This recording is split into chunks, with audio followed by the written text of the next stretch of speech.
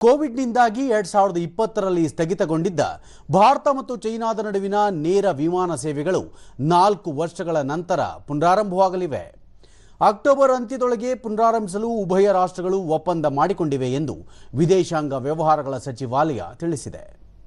ಪುನರಾರಂಭ ಮತ್ತು ಪರಿಷ್ಕೃತ ವಾಯು ಸೇವೆಗಳ ಒಪ್ಪಂದದ ಬಗ್ಗೆ ಭಾರತ ಮತ್ತು ಚೈನಾ ನಾಗರಿಕ ವಿಮಾನಯಾನ ಅಧಿಕಾರಿಗಳು ತಾಂತ್ರಿಕ ಮಟ್ಟದ ಚರ್ಚೆಗಳಲ್ಲಿ ತೊಡಗಿದ್ದಾರೆ. ಈ ನಿರ್ಧಾರವು ಭಾರತ ಚೈನಾ ಸಂಬಂಧಗಳನ್ನು ಕ್ರಮೇಣ ಸಾಮಾನ್ಯಗೊಳಿಸಲು ಸರ್ಕಾರ ಕೈಗೊಂಡಿರುವ ಪ್ರಯತ್ನಗಳ ಭಾಗವಾಗಿದೆ. ಈ ವರ್ಷದ ಆರಂಭದಿಂದಲೇ ಈ ದಿಕ್ಕಿನಲ್ಲಿ ಕ್ರಮ ಕೈಗೊಳ್ಳಲಾಗುತ್ತಿದೆ ಎಂದು ಸಚಿವಾಲಯ ಹೇಳಿದೆ.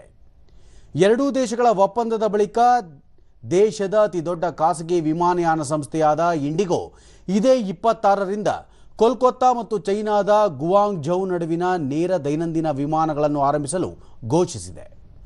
ಸರ್ಕಾರಿ ವಿಮಾನಯಾನ ಸಂಸ್ಥೆಯಾದ ಏರ್ ಇಂಡಿಯಾ ವರ್ಷಾಂತ್ಯದೊಳಗೆ ದೆಹಲಿ ಮತ್ತು ಶಾಂಘೈ ನಡುವೆ ನೇರ ವಿಮಾನ ಸೇವೆ ಆರಂಭಿಸಲು ಚಿಂತಿಸಿದೆ ಎಂದು ಮೂಲಗಳು ತಿಳಿಸಿವೆ.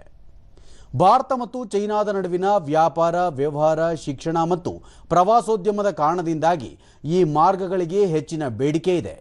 ಇದನ್ನು ಗಮನದಲ್ಲಿಟ್ಟುಕೊಂಡು ಇತರ ಭಾರತೀಯ ಹಾಗೂ ಚೈನಾ ವಿಮಾನಯಾನ ಸಂಸ್ಥೆಗಳು ನೇರ ವಿಮಾನ ಸೇವೆಗಳ ಪುನರಾರಂಭದತ್ತ ಹೆಜ್ಜೆ ಹಾಕುತ್ತಿವೆ.